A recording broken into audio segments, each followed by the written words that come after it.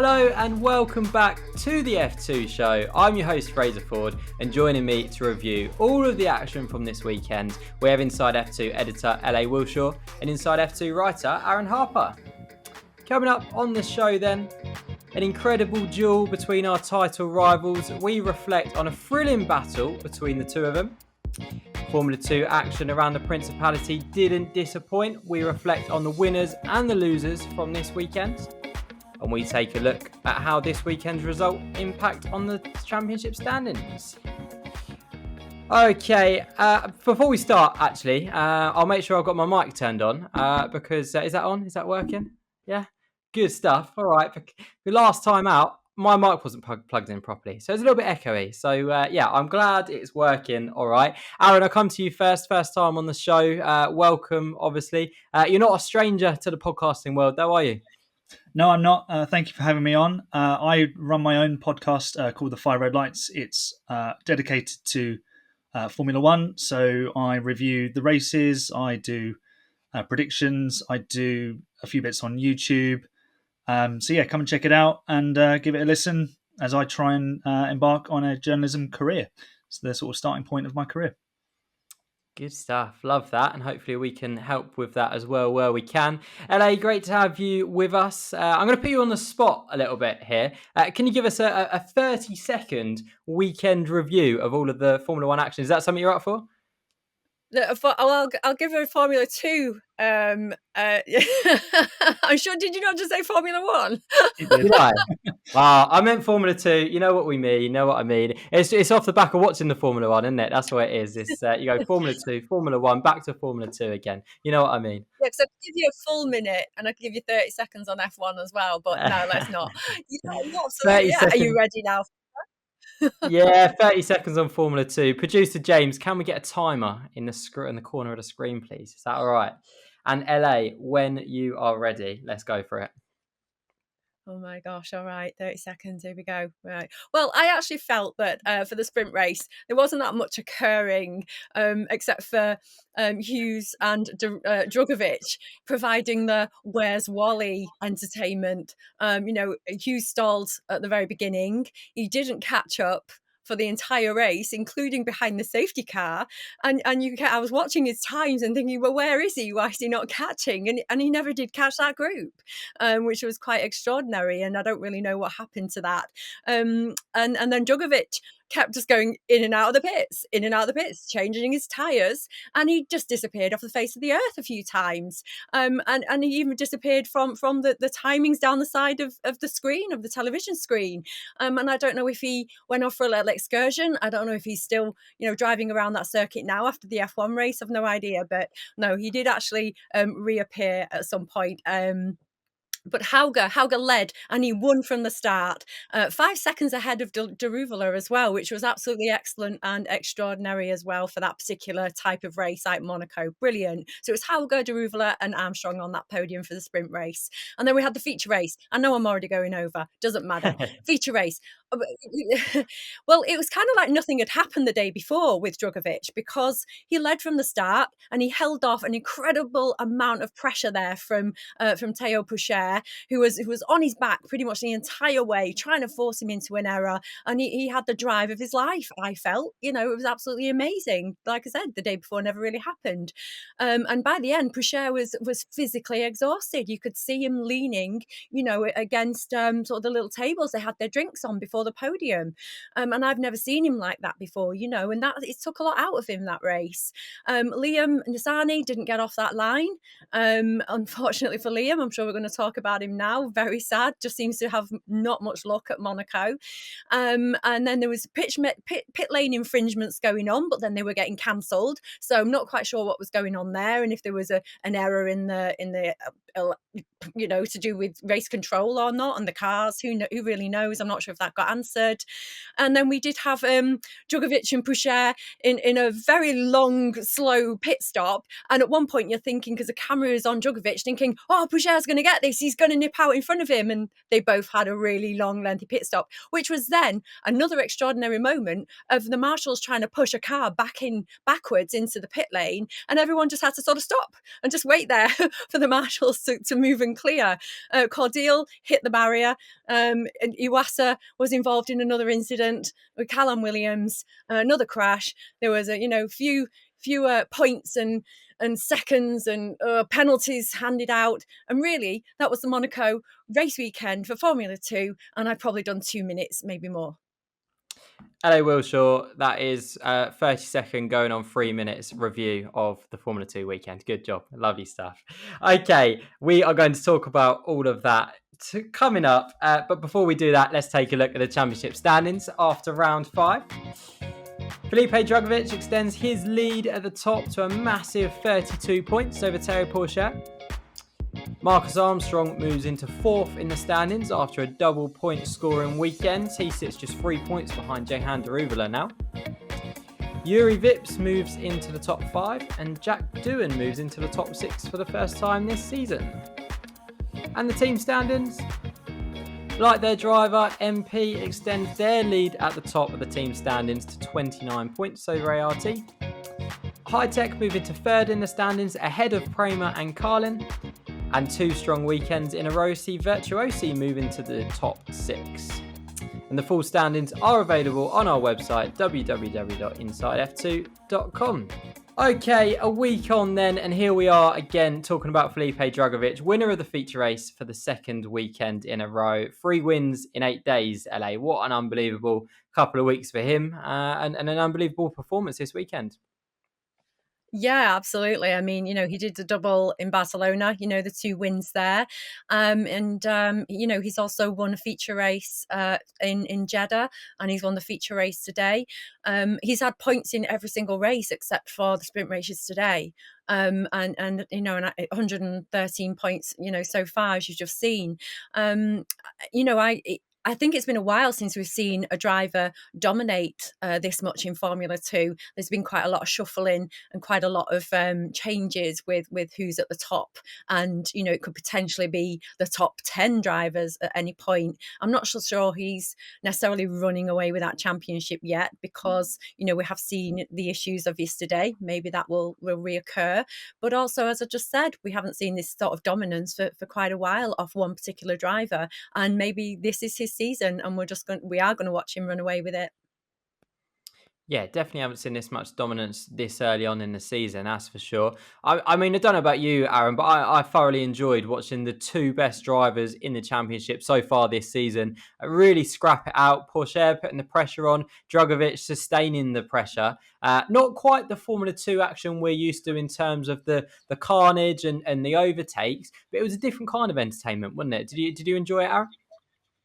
Yeah, I enjoyed it. It was a really interesting battle, especially in the feature race, because there was a bigger picture to it. It wasn't just they're competing for the race win. There was the championship picture at play as well. And considering this is the longest F2 season in history, they had to balance up the risk and reward, which, if you think about it, is really good preparation for a potential move into Formula 1, because in many circuits at that level, overtaking is very tricky, and we know just how difficult it is to overtake, even in Formula 2 around Monaco.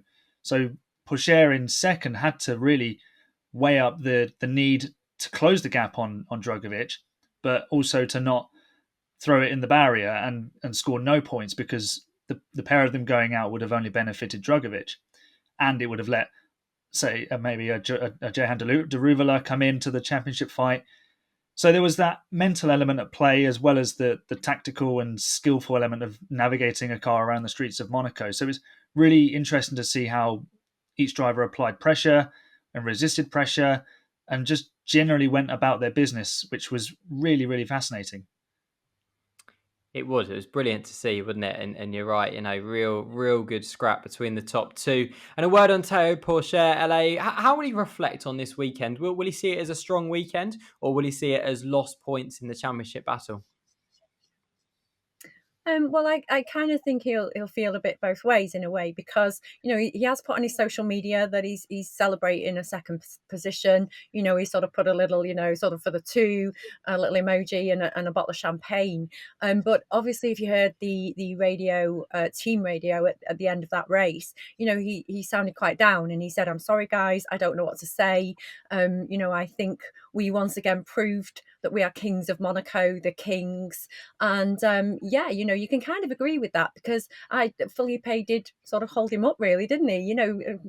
Teo was on his back the entire way, pushing him, and I feel that if Teo would have got past Felipe, he would have been off. He would have been off in the distance, and a bit like Dennis, won by 5 + 5 seconds the day before. Teo could have easily have won by that, and maybe even more. So I think from that point of view, and from a championship point of view, as fans and as watchers, it was perhaps disappointing that we didn't see what Teo could do with that ART car, because that would have been quite exciting. But again, it's Monaco for you. Not even in F1, you can't get past. You can't get past. That's the story. And yeah, no, but good on Teo. I hope he picks himself up. I'm sure he will. He's not had the greatest start to the season, has he? 1 minute here, 1 minute gone. Again that weekend, but he was on the podium. His radio messages really were, they changed very quickly, doesn't he? As I say, very downbeat. And then the next minute he's saying, yeah, we're the kings of Monaco. So he obviously picked himself up quite quickly, didn't he? Aaron, talk us through the psychology of a Formula 2 driver, fighting for a championship. You're in Teo Pourchaire's position. Do you stick? Do you twist? Do you go for the moves? Do you take the points? What would he have been thinking, in those last 5 laps? I think he would have been fighting that mental battle all the way through, whilst trying to drive Monaco, which you don't need any distractions. Sometimes, especially at Monaco, you have to be 100% on the move, and if it wasn't really available, if you can't force the mistake, then you simply have to bank the points, because the risk of ending up in the barrier and scoring nothing at all is even greater than pretty much anywhere else. Because you take a standard racing track, you can muscle your way by, but you might pick up a puncture because the driver might not see you. They might just turn in. It might end up in a collision, but the risk of that is much lower. At Monaco, there is already very little room for error. So today he would have been obviously trying to pressure for that mistake, but knowing in his head that yesterday we were the fastest car and driver combination, because he was just all over the back of the MP car. So the fact that he described he and the ART team as still the kings of Monaco kind of speaks about where he thinks that performance was, I think, because he would have come off the back of that thinking, man, second place, but it could have been a victory. But I drove so well, and the only reason I didn't get the win was because it was Monaco. So you like you say, his mood was a bit up and down, but obviously he's straight off the back of the performance, so he's got to sort of digest that there and then. And I think it tells you exactly where he's at. He's mentally processing things in the right way. There wasn't a dive that was a lock up or a near miss. And then after the race, he said, "Yeah, we were the best team. We should have won that, but we didn't win it because it's just so difficult to pass in Monaco." Yeah, any other track other than Monaco, and he probably sends it down the inside, and as you say, LA goes 5 seconds up the road. So I think he'll look back and he'll reflect on a strong weekend, won't he? Let's hope so. Realistically, now LA is. I know it's so early in the season, and it's we can't quite say for sure, but is it realistically between Drugovich and Pourchaire for the championship? Can anyone else other than those two, really take the fight to, Drugovich? Jehan Daruvala, 3rd place, 60 points behind Drugovich. That is a lot of points to claw back. And is it realistically, is it just between those two now? No, I don't think it's necessarily between those two because it's Formula 2 and because we have a lot more weekends this season anyway. We still have, I mean, that was only round 5 and we still have another 11 to go. And we all know that there are so many points available to Formula 2 over the race weekend for the qualifying, for the sprint race, which is additional to what, F1 get the luxury of. So not at all. The issues that MP had in the sprint races today, not quite sure what they were and what was going on there. But maybe that car isn't as magical as we're all kind of thinking it is. But then again, could have just been a blip. Maybe it is. So, as I say, he's finished in the points every race so far, apart from yesterday. So maybe it was just a minor blip. But we all know, we had this conversation last season as well. The amount of look how Robert Schwartzman came back, and other people, even Yuki the year before, just clawing and Mick Schumacher the year before to go and win it. We all know that this championship can turn on its head very, very quickly. And I think that's one of the reasons why we all love it so much. You only have to look at Formula One, don't you? Verstappen's a long way behind Leclerc after Australia, and now he's leading the championship. So, let's wait and see as the season goes on. By the way, did anyone think that Felipe Drugovich, when he got out of the car, I mean, maybe it was me and I was taking notes, to be fair, whilst I was watching, but when he got out of the car, I actually thought, because of the bright orange outfit he was in, I thought it was a marshal standing on top of the car, and I thought, what is going on here? Did either of you guys think that, or was I just being blind? No, just me. I didn't know. No, just you. I was too busy looking at his helmet. Fraser's got cones on his mind.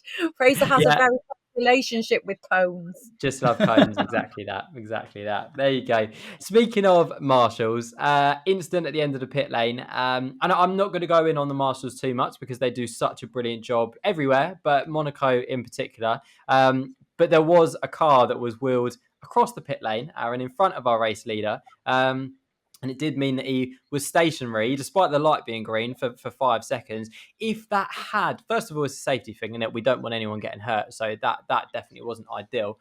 But also, if Drugovich had lost the race lead or the race victory because of a marshal, or if some marshals wheeling a car across the pit lane, I mean, it would have been uproar, wouldn't it?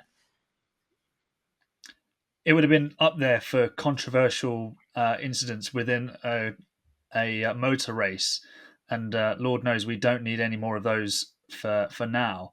But I think, correct me if I'm wrong, I think the marshals only get the say-so from race control as to when to go and collect the car, because sometimes you see a car sitting there for ages and ages and ages, whether like with Formula One, the electrical element is still live and they have to get the relevant equipment, or if they're just waiting for the cars to bunch up and there to be an ample amount of space to recover the vehicle. It was Cordial, wasn't it? He was in an interesting position at the end of the pit lane, just by the sort of pole position, actually. So to send marshals across there, like normally would be fine because there wouldn't be a stampede for the pit lane. But the fact that most of the drivers had yet to make their mandatory pit stop, to give the marshals the green light or for the marshals to do that without permission is incredibly dangerous and highly questionable, if you have to say, if that's come from race control. So we can't just lay the blame at the marshals, because unless they are doing it themselves, because in Monaco they are so efficient, they are very, very good at what they do, because they have to be, because otherwise the race would take a week. We have to question whether race control gave the say-so for them to do that. If they had, it's certainly not their finest hour, because they haven't then closed the pit lane or allowed the cars to all form up behind the safety car, which would have been maybe the more sensible thing to do. Allow everyone to do their pit stops. Everyone's under safety car. They can all see that the obstacle's there, yellow flags. When everyone's around the other side of the track, quickly move the car out of the way, safety car in, and let's go racing again.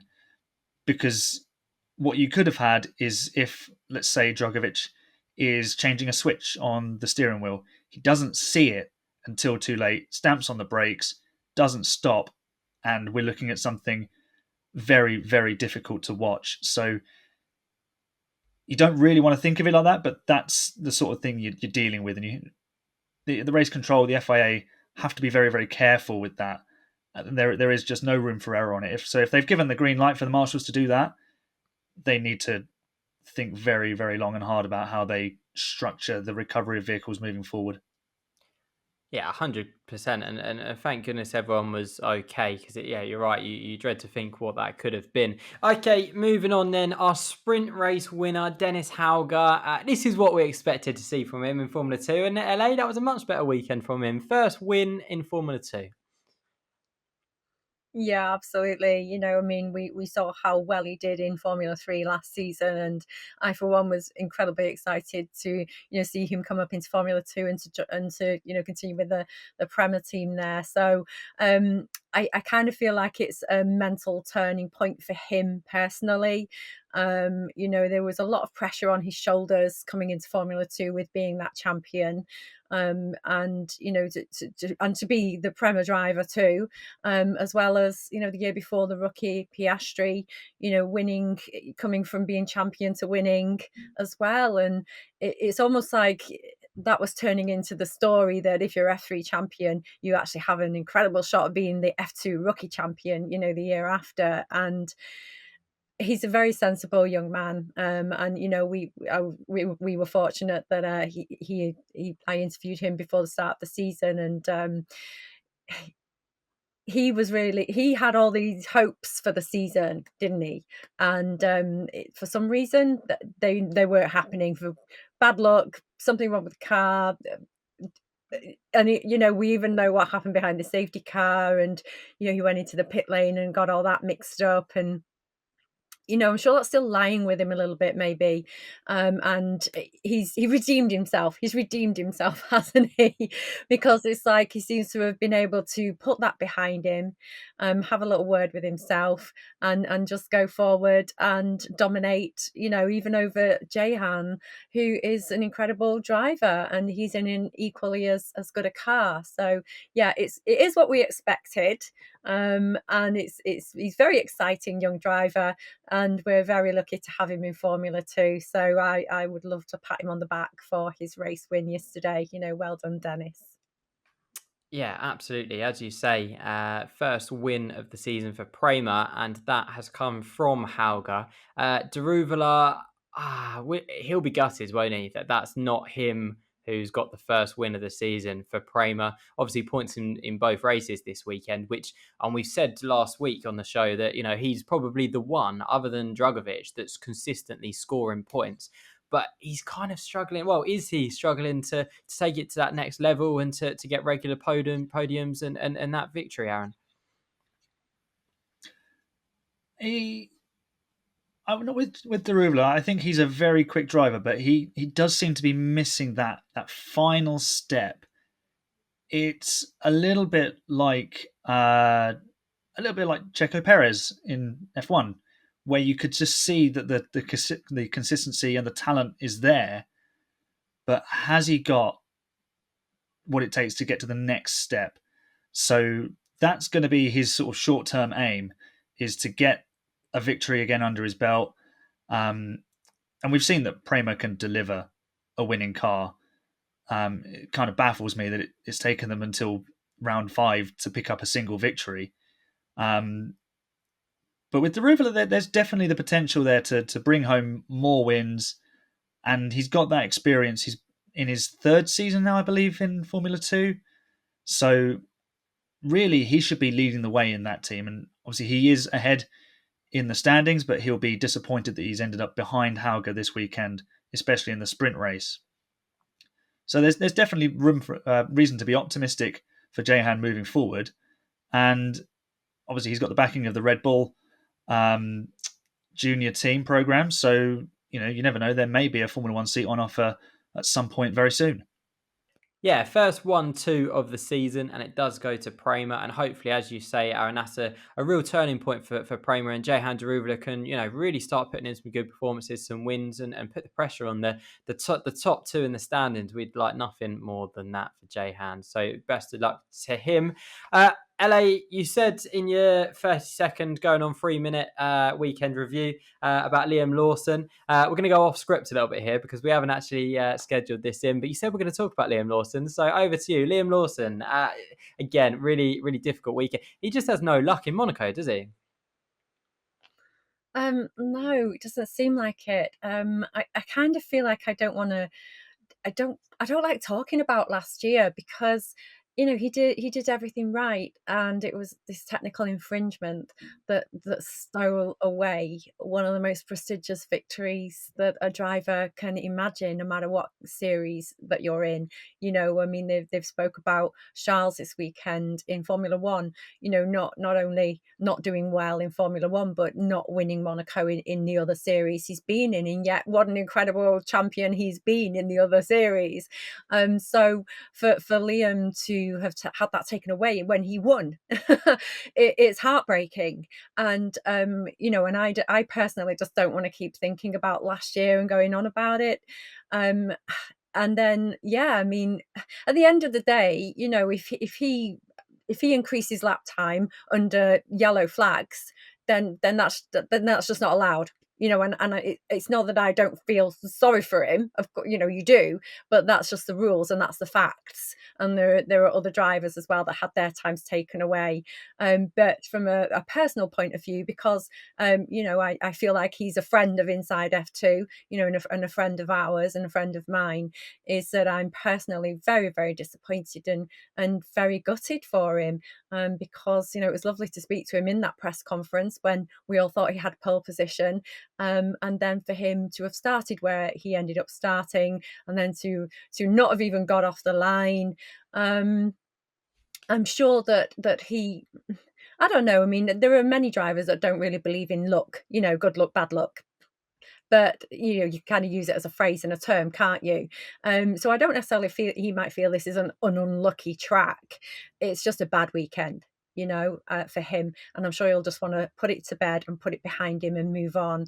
But he does have the kind of experience, he does have the kind of maturity to be able to do that. And next race, we'll see him come back and, and take Baku by storm and hopefully get himself onto that podium. Yeah, absolutely. Qualifying around Monaco, we spoke about the importance of qualifying on the preview show, didn't we? And yeah, it really is a weekend changer. If he's on pole position, likelihood is that he goes on, he wins the feature race, he's third place in the standings, and we're saying, wow, Liam Lawson, is he back in contention for the championship? But the way it's turned out, it's been a really gutting weekend for him, hasn't it? So as you say, fingers crossed he can bounce back in Baku. Another driver I want to speak to you about, LA, and one that we haven't really spoken about so far this season, Cembolik Bassi, 12th place in the sprint race, 11th place in the feature race, and by far his best weekend in Formula 2, right? Yeah, definitely. I think we've perhaps not talked about him that much because he withdrew from the race weekend in Jeddah when he had the accident, and then he didn't come to the following race after that. It was Imola, wasn't it? After that, so he's not sort of been around for half of the time, has he? But he came back strong. I mean, I don't know if you were watching his where he was moving sort of up and down the timings during Barcelona. I can't remember which race it was, whether it was sprint or feature race now off the top of my head, but he was doing incredibly well in that race. He was really getting those laps in, getting up to around P12, I think it was. But then he did drop. I don't know what happened again. We tend not to necessarily catch what happens to the drivers that are midfield and beyond that. The television doesn't seem to catch that, and we don't really find out what happens. So something happened and he didn't finish where I was hoping he'd finish. But this particular race weekend, wow. You're right, P12, P11, just that much off that point today in the feature race. What a shame. I think he would have gone out of his mind with joy if he'd have got a point today, absolutely, with the start of the season that he's had.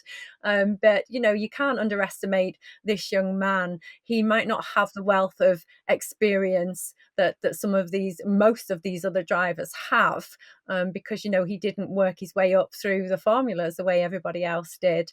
But he is an absolute contender. He is an incredible racing driver. He has a racing mentality. He's a very mature young man. He's involved in everything that goes on in the background. He doesn't leave it to everybody. He's involved in the lot. He knows what's going on. He knows where he wants his career to go.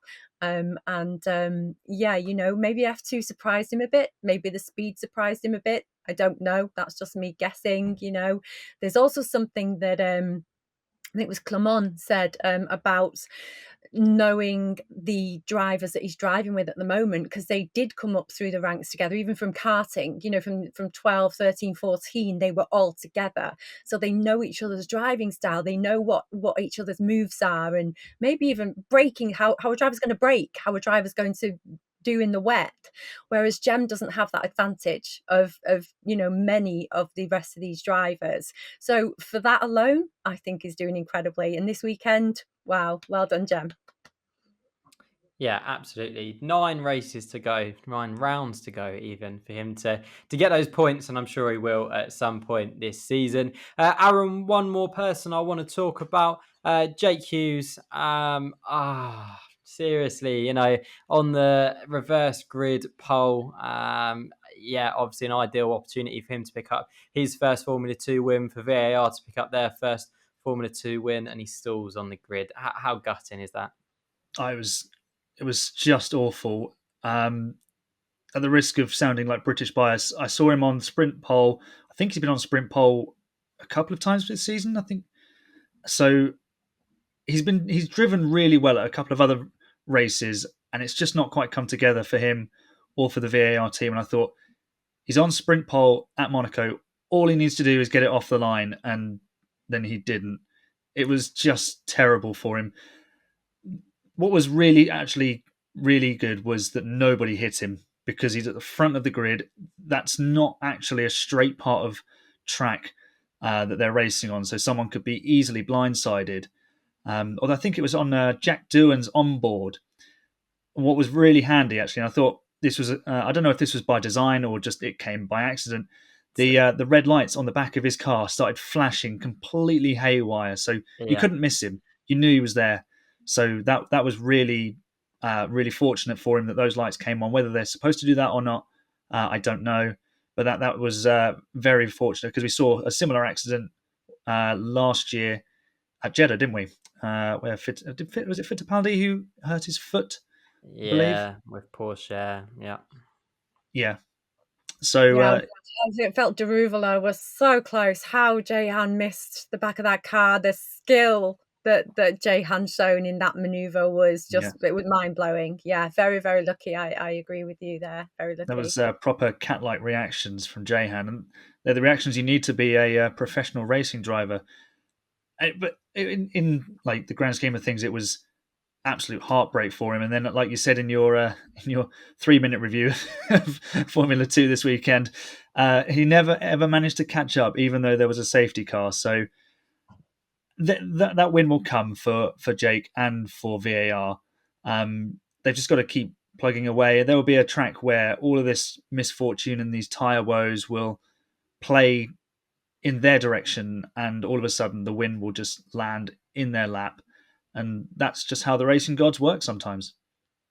Well, I kind of feel like for VAR, they come in, they've got great success in the other series, and they're coming in with half of the mentality of, we are successful, we're a successful team, we've got an incredible factory, we've got an incredible staff on our hands, and we can do this, we can be contenders in the first season. And then they do also 50-50 have the very realistic views of, but it's our first season in F2, and this is going to be a learning curve for us. And from my personal point of view, I think they're doing absolutely incredibly, and I think with Jake, they've got a winner on their hands with him, 100% winner.